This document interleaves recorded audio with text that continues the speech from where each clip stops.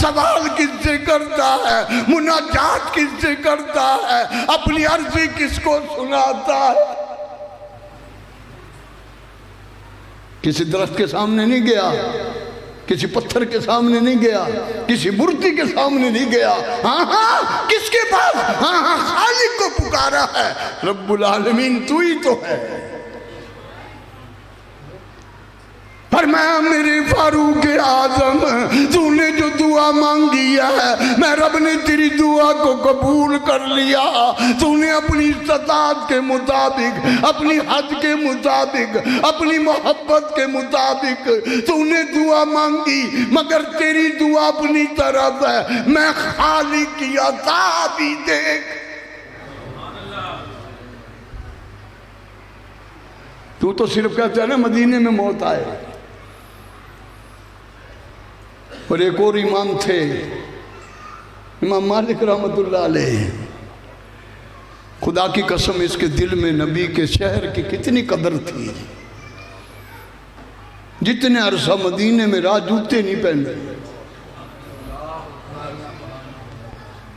اور یہ تو امام مالک ہے، ہمارے تو الحمدللہ ثم الحمدللہ، ہمارے تو اکابرین ہی ایسے ہیں۔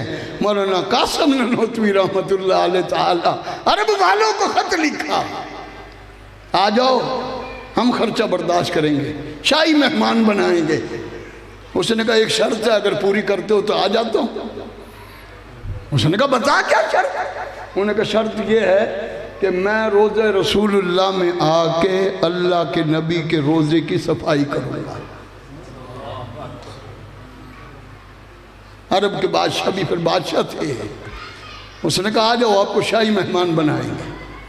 جب مدینہ منورہ روزہ رسول اللہ پہ اللہ سب کو لے جائے،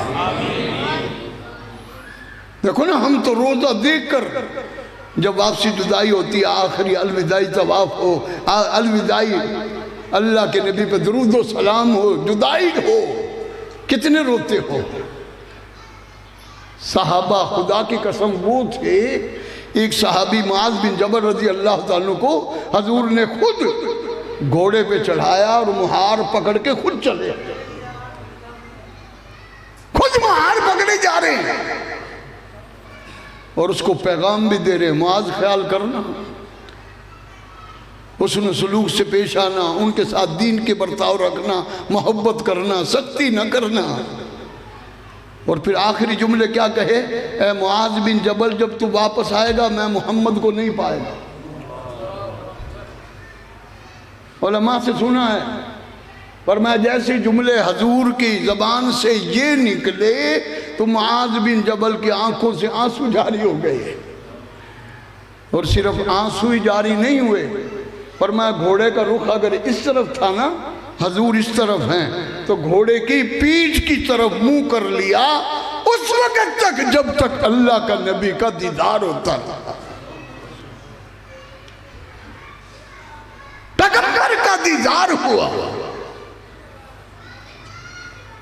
تو مولانا قاسم نانوتوی رحمت اللہ علیہ تعالی، اللہ اس مرد کلندر کی قبر پر کروڑ رحمت نازل فرمائے، روزہ رسول اللہ میں چلے گئے، کہنے لگے صفائی کروں گا۔ اس نے کہا پھر آپ کو جھاڑو لا دیتے۔ اس نے کہا جھاڑو سے نہیں حضرت، پھر صفائی کس چیز سے ہوگی؟ جھاڑو سے ہوتی؟ فرمایا نہیں، اور اوپر میری ماں بہن بیٹیاں بیٹھی ہیں، تم جو گھر میں جھاڑو دیتی ہو نا، برتن دھوتی ہو، فرمایا ہر عمل کے بدلے تجھے صدقے کا ثواب ملتا ہے۔ برتن دھو صدقے کا ثواب، جھاڑو دے صدقے کا ثواب، بچوں کو پال صدقے کا ثواب، پانی پلا صدقے کا ثواب، ہاں ان کی پرورش کر